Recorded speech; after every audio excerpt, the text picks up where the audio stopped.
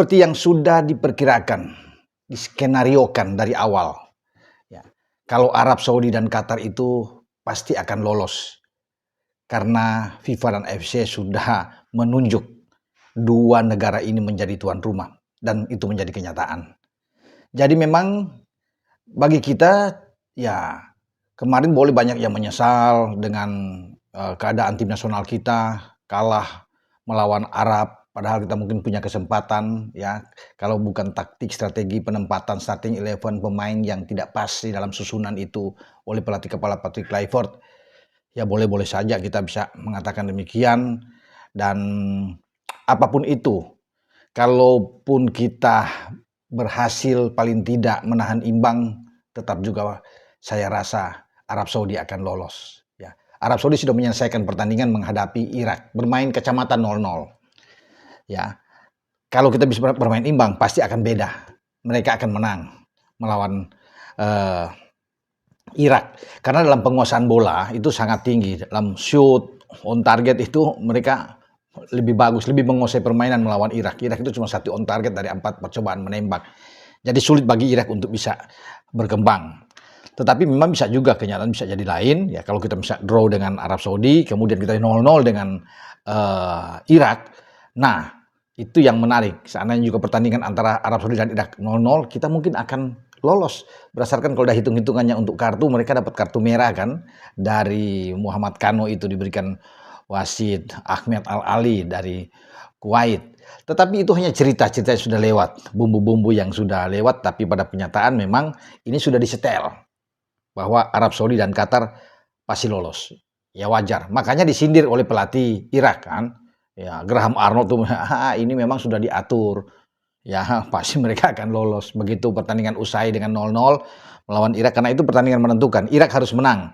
Demikian juga dengan Arab. Dan Arab memang kalau tidak menang, imbang aja udah cukup. Karena menang memasukkan kan, menang 3-2 atas Indonesia. Irak cuma 1-0. Jadi memang Irak harus menang, tapi mereka tidak dapatkan itu. Jatah untuk lolos ke Piala Dunia 2026 di Amerika, Meksiko, dan Kanada milik Green Falcon. Sudah ditebak sejak awal. Jadi kita sebenarnya sudah tahu lah, ya, bahwa mereka disetel untuk lolos. Demikian pula dengan Qatar. Qatar di awal sempat diragukan kan, karena bermain imbang 0-0 dengan Oman. Ya. Tapi kemudian Oman kalah dari Uni Emirat Arab. Peluang Uni Emirat Arab besar, terbuka, ya, menekan Qatar. Sebagai tuan rumah, Qatar tuh tidak punya pilihan lain. Karena Uni Emirat Arab cukup bermain imbang, mereka akan lolos.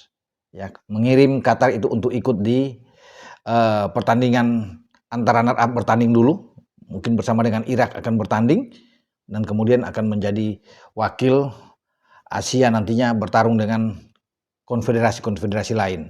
Ya, misalnya dari Amerika Latin itu dengan Bolivia lah katakan. Nah itu nantinya akan ke sana, tapi akan bertanding para runner-up dulu di grup A dan grup B. Ya, makanya Qatar itu harus menang melawan Uni Emirat Arab, ya.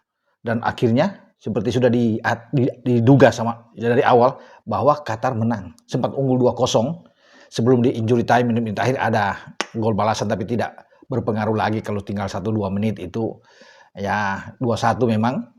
Dan mereka sudah membooking tiket Qatar. Jadi skenario itu benar bahwa Qatar sebagai tuan rumah dan Arab Saudi sebagai tuan rumah, dua-dua lolos ke putaran final Piala Dunia 2026. Sementara Uni Emirat Arab akan bertarung melawan Irak. Ya, pertarungan mereka nantinya akan siapa yang pemenang untuk bertarung di putaran selanjutnya. Ya, karena antara Irak dan Uni Emirat Arab ini bertarung di putaran kelima. Nah, pemenang di putaran kelima ini baru berlanjut untuk menentukan siapa yang akan menjadi lawan nantinya di playoff dengan konfederasi yang lain. Jadi itu teman-teman, ya. Ketika penunjukan dari awal kita semua sudah pasti tahulah itu. Seperti sudah diatur. Ya, mestinya kan dari awal itu netral. Sehingga banyak media-media di Eropa juga mengecam, ya, sistem yang ada di zona Asia ini. Ya, sehingga wajar kalau ada kecurigaan bahwa ini ada permainan. Apapun itu, tidak adil bahwa sebuah negara yang punya kepentingan kemudian mereka menjadi tuan rumah. Satu faktor sudah sangat diuntungkan.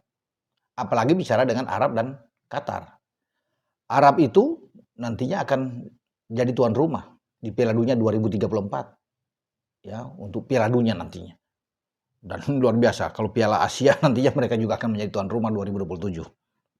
Ya, belum lagi yang lain-lain ya kan itu. Jadi memang sudah diatur sedemikian rupa. Demikian juga dengan Aramco, salah satu ini, wah ini besar sekali ya. Bagaimana mereka investasi yang luar biasa di Piala Dunia dan ini menguntungkan bagi FIFA tentunya. Kalau mereka kasih 100 juta euro misalnya, wah tuh gawat itu ya, sumbangan yang mereka berikan. Ya, apalagi dengan Qatar. Qatar itu tuan rumah kan sebelumnya Piala Dunia yang lalu. Ya. Oke. Ya, kemudian nanti untuk Piala Dunia U17 di mana tim nasional kita di bawah Novo Arianto akan ikut yang membawa tim ini menuju ke Qatar, kita akan bertanding di sana ya bersama dengan satu grup dengan Brazil, ada Zambia, ada Honduras, ya pasti teman-teman sudah tahu semua. Dan bicara Qatar, mereka sudah ditunjuk sebagai tuan rumah 5 tahun berturut-turut. Ini gila kan. 2025, 26, 27, 28, 29 tuan rumah Piala Dunia U17. Nggak pernah terjadi sepanjang sejarah bahwa itu, dan itu diberikan semacam ada hak istimewa untuk Qatar. Jadi itulah dengan saya Bung Ropan.